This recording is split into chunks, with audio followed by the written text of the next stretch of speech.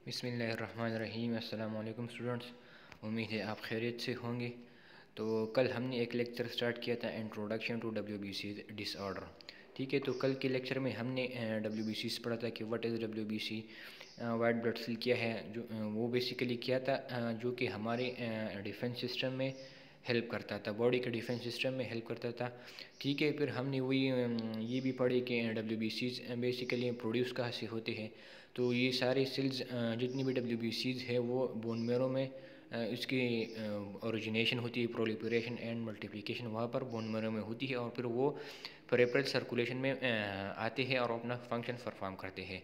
ठीक है, इन हमने ये पढ़ा था कि all the WBC originate, proliferate and mature in bone marrow except T lymphocyte। हमने ये भी पढ़ा था कि T lymphocyte जो है ये बेसिकली ओरिजिनेट तो बोन मेरो से होती है, लेकिन वह इसकी मेचूरेशन और मल्टीप्लिकेशन फिर थाइमस में होती है। तो टी लिम्फोसाइट एक एक्सेप्शन था इस डब्ल्यूबीसीज में।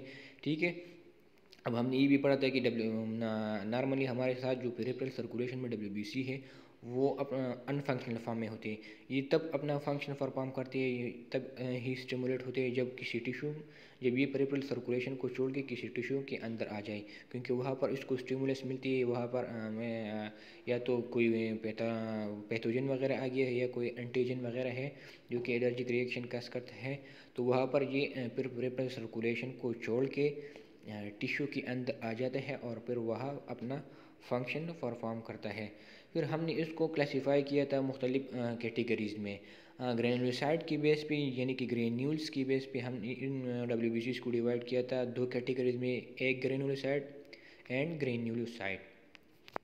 तो एक ग्रेनुलोसाइट में हमारे साथ कौन कौन से थे, मोनोसाइट एंड लिम्फोसाइट, जबकि ग्रेन्यूलोसाइट में neutrophil, eosinophil and basophil cells थी। ठीक है, ग्रेनुलोसाइट मीन कि जिनके अंदर ग्रेन्यूल्स प्रेजेंट होते थे, और एक ग्रेनुलोसाइट मीन कि इनके अंदर ग्रेन्यूल्स एब्सेंट होते थे। ठीक है, फिर हमने शेप के लिए सी बी डब्ल्यू को क्लासीफाई किया। एक था पोलीमॉर्फो न्यूक्लियर शेप, ठीक है, सेल्स, जबकि दूसरा था मोनोमॉर्फिक न्यूक्लियर सेल्स। ठीक है, तो पॉलीमॉर्फ और न्यूक्लियर सेल्स वो सेल्स थे जिनके, इसका मतलब ये था कि मुख्तलिफ एक हमारे साथ जो न्यूक्लियस होगा वो मुख्तलिफ शेप्स में आप लोगों को नज़र आएगा, और वहाँ पर आप लोगों को ग्रेन्यूल्स भी नज़र आएंगे। तो इन पॉलीमॉर्फ और nuclear cells contain neutrophil, eosinophil and basophil, जबकि मोनोमॉर्फो न्यूक्लियर में कौन कौन सी सेल आती थी, मोनोसाइट एंड लिम्फोसाइट। ये क्यों होती है, क्योंकि मोनोसाइट और लिम्फोसाइट के अंदर एक न्यूक्लियस होता है जो कि बिल्कुल या राउंड होता है, लेकिन उसके अंदर वो सिर्फ एक ही शेप अचीव करते हैं, वो शेप अपनी चेंज नहीं करता। मतलब वही सिर्फ एक ही बड़ा सा न्यूक्लियस आप लोगों को साथ नज़र आएगा, और ज़्यादातर ये राउंड आप लोगों को नज़र आएगा।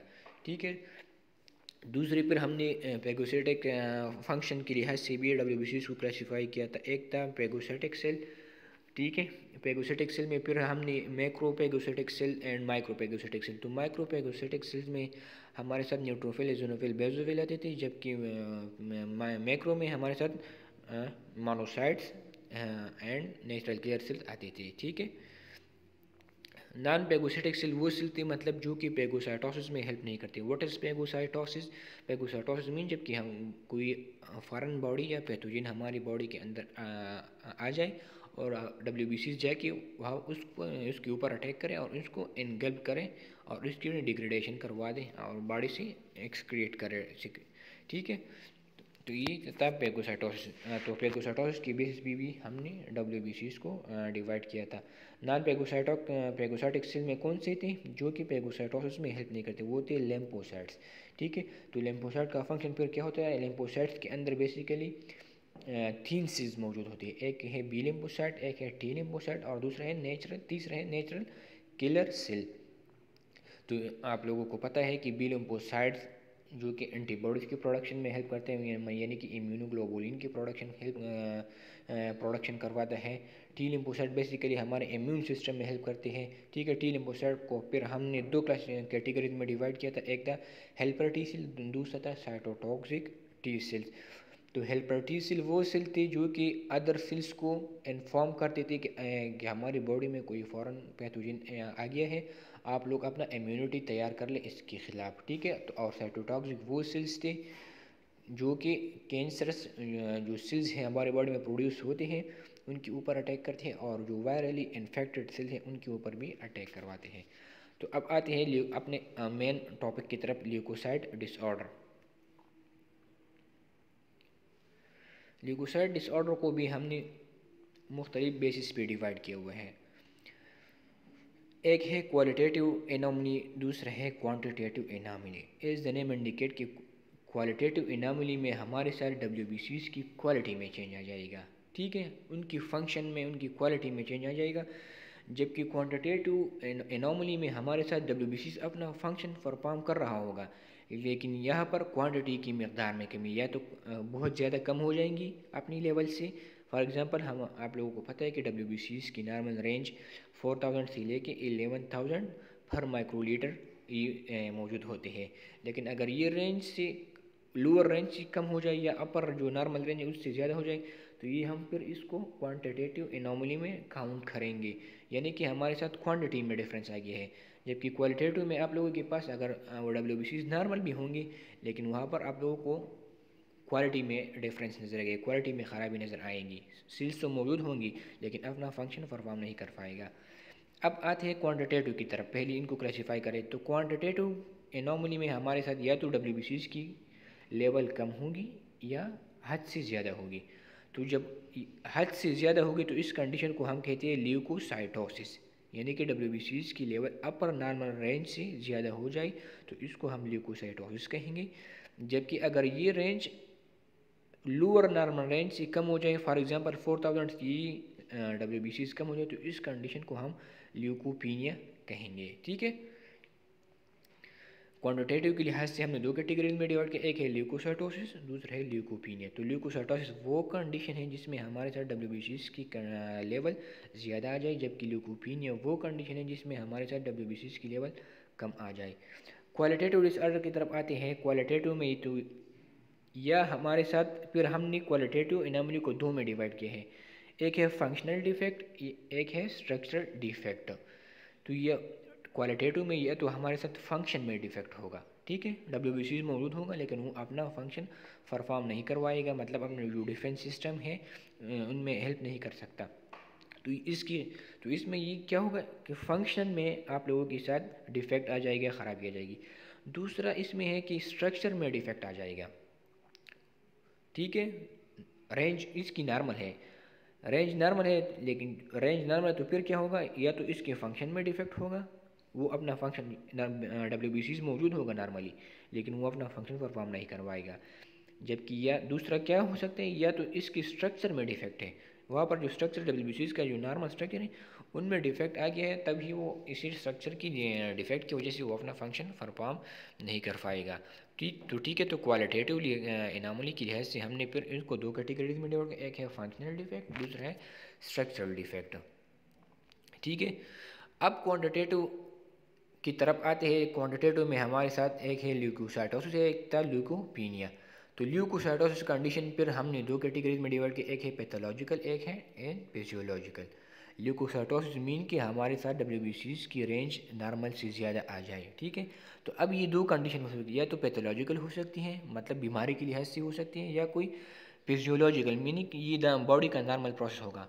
फिजियोलॉजिकल कब तब होते हैं, फॉर एग्जांपल हमारे बॉडी के अंदर कोई पैथोजन आ गया है, तो ठीक है, तो हमारी बॉडी क्या करेंगी, WBCs की प्रोडक्शन थोड़ी सी ज़्यादा करवाएंगे कि वो, ताकि वो इस सेल्स को ख़त्म करवाए, इस सेल्स के साथ मुकाबला करवाए।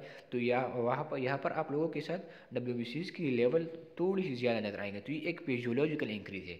लेकिन पैथोलॉजिकल इंक्रीज़ वो है जो कि हमारे साथ बॉडी में कोई इन्फ्लेमेशन है, कोई इन्फेक्शन इस तरह हुआ है जो कि हमारे WBCs को बहुत ज़्यादा राइज करते हैं, और ये बेसिकली एक पैथोलॉजी की वजह से इनकी राइज होती है। तो पैथोलॉजिकल में फिर हम या दो में डिवाइड करते हैं, एक है मैलिग्नेंट, एक है नॉन मैलिग्नेंट, ठीक है। ल्यूकोसाइटोसिस मीन की इंक्रीज एंड WBCs। अब ये इंक्रीज या फिजियोलॉजिकल हो सकती है या पैथोलॉजिकल। फिजियोलॉजिकल मतलब कि ना बॉडी की नॉर्मल प्रोसेस होता है, पैथोलॉजिकल की या कोई पैथोलॉजी कंडीशन है, कोई बीमारी की कंडीशन है। तो पैथोलॉजिकल को हमने एक मैलिग्नेंट में डिवाइड किया, एक है नॉन मैलिग्नेंट। मैलिग्नेंट में कि ये कैंसरस कंडीशन में होगा, आप लोगों के साथ WBCs की रेंज वो इंतहाई ज़्यादा नज़र आएंगे, मतलब क्योंकि ये कैंसर कंडीशन है तो आप लोगों को पता है कि कैंसर में हमारे साथ एबनॉर्मल सेल डिवीजन होती है। तो जब एबनॉर्मल सेल डिवीजन होती है तो आप लोगों के पास जो WBCs है उनकी लेवल बहुत ज़्यादा नज़र आएंगी और ये कैंसर कंडीशन में मतलब ये स्प्रेड हो जाएंगे। फॉर एग्जांपल पहले 2 मौजूद थे, फिर 4, 8, 10, 12, 100, 1000, तो इस तरह ये मल्टीप्लाई होते हैं वो टाइम के साथ। जबकि नॉन मैलिग्नेंट में हमारे साथ भी क्या होती है, सेल्स की लेवल ज़्यादा होती है, लेकिन ये कैंसर कंडीशन में नहीं होती। मैलिग्नेंट वो कंडीशन है जिसमें कैंसर इन्वॉल्व, मतलब मैलिग्नेंट क्या मीन कैंसरस कंडीशन, जबकि non malignant mean non cancer condition. इसका भी यहाँ पर भी आप लोगों के साथ WBCs की लेवल राइज नज़र आएंगी, लेकिन ये कैंसरस कंडीशन नहीं होगा। जबकि मैलिग्नेंट में आप लोगों के साथ क्या होगा, कैंसर कंडीशन होगा। अच्छा, तो आप लोगों को मैं एक असाइनमेंट भी देता हूँ इसके साथ, ये आप लोग ज़रूर करवाए कि analyst the causes of qualitative and quantitative disorder. तो आप लोग इनकी काजेज एक पेज में लिख लें अपने साथ, ये इस टॉपिक के साथ इंक्लूड है। ठीक है, कौन सा असाइनमेंट है, causes of qualitative and quantitative disorder of WBC। आप लोगों ने सिर्फ काजेज लिखनी है। ठीक है, ये आप लोगों का असाइनमेंट है। क्वालिटेटिव डिसऑर्डर में भी ल्यूकोसाइटोसिस और ल्यूकोपीनिया।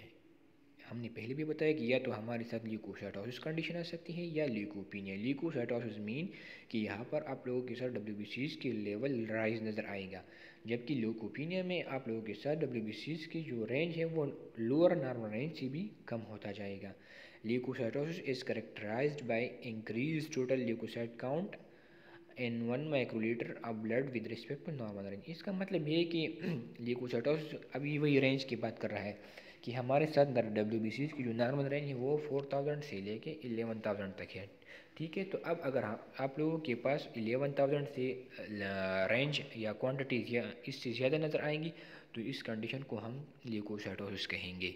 ठीक है, ल्यूकोसाइटोसिस में be due to increase neutrophil count, increase lymphocyte, increase eosinophil and pancytosis. मतलब इसका ये है कि हमारे साथ हम तो बात कर रहे हैं कि ल्यूकोसाइटोसिस होगा, मतलब हमारे साथ WBCs की लेवल ज़्यादा नज़र आएंगी। लेकिन अब ये WBCs की लेवल मुख्तलिफ कंडीशन से या मुख्तलिफ फैक्टर की वजह से ज़्यादा नज़र आएंगी। फॉर एग्ज़ाम्पल हमारे साथ न्यूट्रोफिल जो हम, क्योंकि WBC में बहुत सारे सेल्स इंक्लूड है, अगर आप लोग फ़र्ज़ करें आप लोगों के साथ न्यूट्रोफिल ज़्यादा नज़र आएगा तो ब्लड, तो आप लोगों के पास जो 1 माइक्रोलीटर ब्लड है उनमें राइज नज़र आएगा। लेकिन ये राइज किस वजह से नज़र आएगा, या तो हमारे साथ न्यूट्रोफिल की काउंट में ज़्यादा नज़र आएंगी, या हमारे साथ लिम्फोसाइट नज़र आएंगी, या एजोनोफिल आएंगी, या पैनसाइटोसिस कहेंगे नज़र आएगा।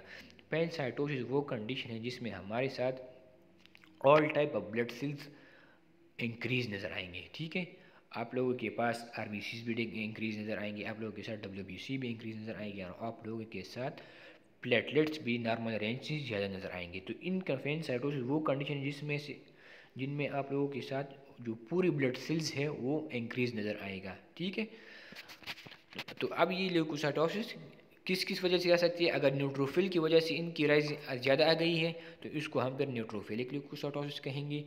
अगर लिम्फोसाइट की वजह से आए तो इसको हम लिम्फोसाइटिक ल्यूकोसाइटोसिस कहेंगे। अगर ये एजोनोफिल की वजह से है तो हम इसको एजोनोफिलिक ल्यूकोसाइटोसिस कहेंगे। और पैनसाइटोसिस वो कंडीशन है जिसमें हमारे साथ all type of blood cell increase होते हैं।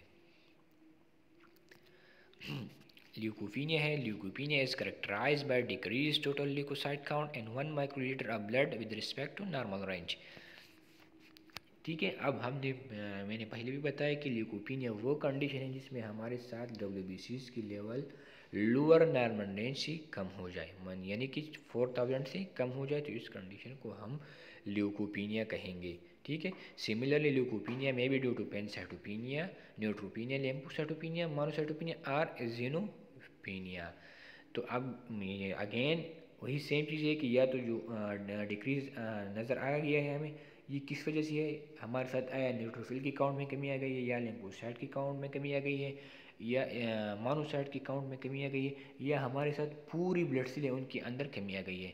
तो अगर हमारे साथ ये क्या हो गया, न्यूट्रोफिल की काउंट में कमी आ गई है और न्यूट्रोफिल की काउंट की कमी की वजह से हमारा जो WBCs का नॉर्मल काउंट है वो 4000 से कम हो गया, तो इस कंडीशन को हम न्यूट्रोपीनिया कहेंगे। लिम्फोसाइट की वजह से फिर हम इसको लिम्फोसाइटोपिनिया कहेंगे। मोनोसाइटोपिनिया की वजह से, और एजिनोफिनिया यानी कि एजिनोफिल काउंट डिक्रीज है इस कंडीशन में।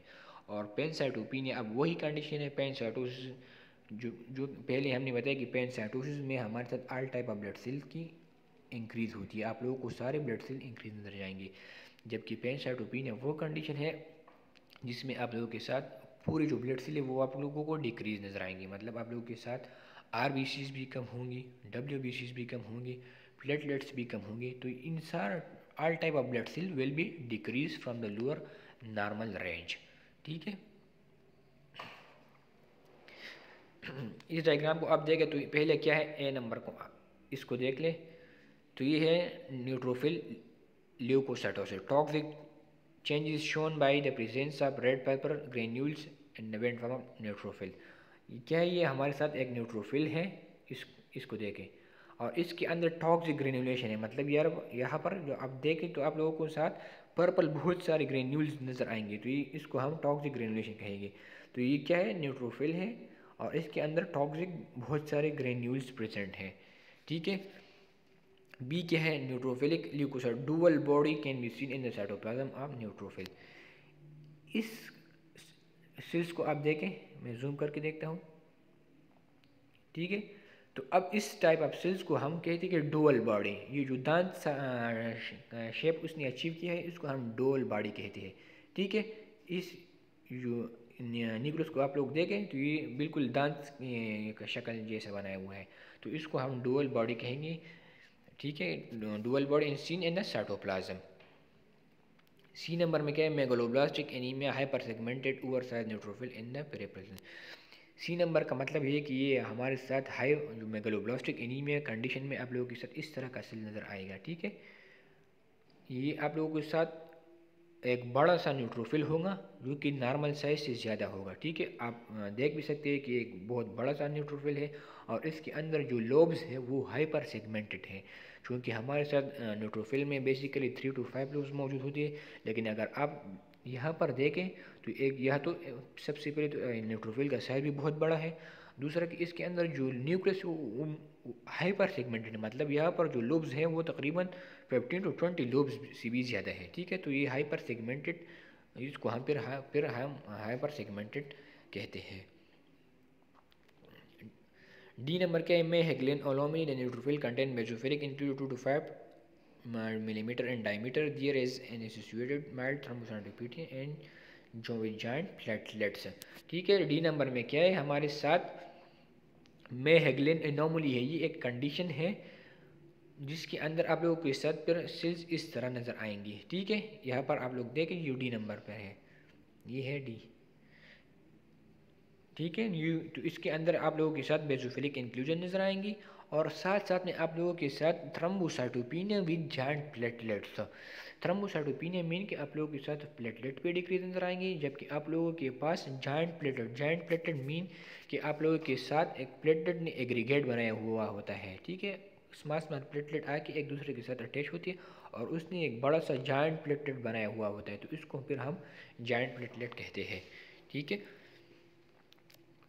ई नंबर है Pelger Huet anomaly coarse clumping of chromatin and pince nez configuration. Sorry, ये वो कंडीशन है जिसमें हमारे साथ जो न्यूक्लियस है वो पेंसनीज कॉन्फ़िगरेशन में नज़र आप लोगों के पास नज़र आएंगे। पिलगर हर्ट एनोमली में आप लोगों के साथ जो न्यूक्लियस है वो क्या है, coarse clumping of chromatin and pince nez configuration. Pince nez configuration वो है फॉर एग्जांपल जो ग्लासेस है, ग्लासेस की तरह, फॉर एग्जांपल इस सेल्स को आप देख भी लें तो ये बिल्कुल ग्लासेस की तरह नजर आएंगे, तो इसको हम पेंसनीज कॉन्फ़िगरेशन कहते हैं। तो इस टाइप ऑफ सेल्स को ये आप लोगों के पास पेलगर हेड एनोमली में नज़र आएगा। चिडाक हिगाशी सिंड्रोम एफ को आप लिख देंगे तो इसमें आप लोगों के साथ क्या नज़र आएगा, जो ग्रेन्यूल्स है न्यूट्रोफिल में वो आप लोगों को साथ बहुत बड़े नज़र आएंगे, मतलब जो ग्रेन्यूल्स है वो नॉर्मल साइज से वो बड़े नज़र आएंगे आप लोगों के साथ। अगर आप इस डायग्राम को देखें और यहाँ पर इसकी जो ग्रेन्यूल्स को देखें तो ग्रेन्यूल्स इसकी साइज़ काफ़ी हद तक बड़े हैं। लास्ट में क्या है, Alder anomaly coarse violet granules in the cytoplasm of neutrophils. आप इसको देखें, ये कौन सा है, अल्टर्स एनॉमली। इसमें आप लोगों के साथ जो ग्रेनुलेशन है वो बिल्कुल एजोनोफिल की तरह नज़र आएंगी, मतलब हाइपर सेगमेंटेड है, जो सॉरी हाई ग्रेन्यूल्स है वो बहुत ज़्यादा आप लोगों के साथ नज़र आएंगे, और इसका बिल्कुल जो शेप होगा वो आप लोगों के साथ एजोनोफिल की तरह नज़र आएगा। क्वालिटेटिव डिसऑर्डर में, क्वालिटेटिव ल्यूकोसाइट डिसऑर्डर एट में बी स्ट्रक्चरल डिफेक्ट और फंक्शनल डिफेक्ट आर कंबाइंड। ये मैंने पहले भी बताया कि क्वालिटेटिव में हम या तो हमारे साथ फंक्शन में डिफेक्ट है या स्ट्रक्चर में डिफेक्ट है, ठीक है। तो अब इसको किस तरह आइडेंटिफाई करेंगे, किस तरह इसको डायग्नोस करेंगे, तो हम complete blood count TLC plus DLC and peripheral smear examinations performed to determine leukocytic disorder। यानी कि हम इसको किस तरह डायग्नोस करेंगे, सबसे पहले हम TLC करवाएंगे कंप्लीट ब्लड काउंट में, ठीक है। CBC में हमारे साथ बेसिकली हम लोगों को जो जितनी भी ब्लड सेल्स हैं, यानी कि WBCs है, RBCs है, प्लेटलेट्स है, फिर WBCs की जो फार्दर सेल्स क्लासिफिकेशन है वो सेल्स है, इस रिपोर्ट से हमें इनका पता चल जाता है, इनकी क्वांटिटी का पता चल जाता है। तो इसमें फिर एक है TLC, एक है DLC। टोटल ल्यूकोसाइट काउंट वो होंगे जिसमें हमारे साथ ओवरऑल जो WBCs मौजूद होंगी, इसमें आप लोगों के साथ platelets neutrophil, eosinophil, basophil, lymphocyte, इन सारी की जो ओवरऑल परसेंटेज है इसको हम टोटल ल्यूकोसाइट में काउंट करेंगे। जबकि DLC और डिफरेंशियल ल्यूकोसाइट काउंट वो होंगे जिसमें हम सिर्फ neutrophil, eosinophil, basophil, lymphocyte, monocytes, ठीक है, इन 5 सेल्स की जब हम रेंज मालूम करते हैं तो इनको फिर हम डिफरेंशियल ल्यूकोसाइट काउंट कहते हैं, ठीक है। TLC वो काउंट होंगे जो कि पूरा हमारे साथ एक पूरा WBCs की रेंज होगा, जबकि DLC में हम specifically neutrophil, eosinophil, basophil, monocyte, lymphocytes की क्वांटिटी मालूम करेंगे, plus smear examination. Smear examination mean कि हम इससे स्लाइड बनाएंगे, एक ड्रॉप लेंगे स्लाइड्स के ऊपर, एक उसको स्प्रेड करेंगे, फिर इसके ऊपर मुख्तलिफ स्टेन लगाएंगे, और स्टेन लगाने के बाद फिर हम इसको माइक्रोस्कोप के अंदर देखेंगे, ठीक है। तो इसके अंदर फिर हम देखेंगे कि आया हमारे साथ न्यूट्रोफिल की काउंट कितनी है, एजोनोफिल की काउंट कितनी है, ये हम कंफर्म करते हैं। फिर वैसी तो मशीन हमें देते हैं हेमाटोलॉजी एनालाइज़र जो होते हैं सेक्समेक्स, वो हमारे साथ TLC की काउंट देते हैं, लेकिन कंफर्म करने के लिए फिर हम इसकी स्लाइड बनाते हैं, और स्लाइड में जब बनाएंगे तो फिर हम इसकी अंदर देखें कि आया हमारे साथ न्यूट्रोफिल की रेंज कितनी है, जेनोफिल की कितनी है, और बेजोफिल की कितनी है। दूसरा ही हम इसके अंदर इमेच्योर सेल की भी आइडेंटिफिकेशन कर सकते हैं। फॉर एग्जांपल ब्लास्ट सेल है, इमेच्योर न्यूट्रोफिल्स है, इमेच्योर WBCs है, ठीक है। तो स्मीयर एग्जामिनेशन में हमें ये भी पता चल जाता है। टोटल ल्यूकोसाइट में हमारे साथ ओवरऑल ल्यूकोसाइट काउंट हम काउंट करेंगे, जबकि DLC में हम specifically neutrophil, eosinophil and basophil की काउंट करेंगे, ठीक है। तो ये था हमारा lecture introduction to WBC disorder. तब तक के लिए मुझे इजाज़त दीजिए। अगर कोई क्वेश्चन वगैरह हो तो आप लोग मुझसे व्हाट्सएप पे पूछ सकते हैं। अल्लाह हाफिज़।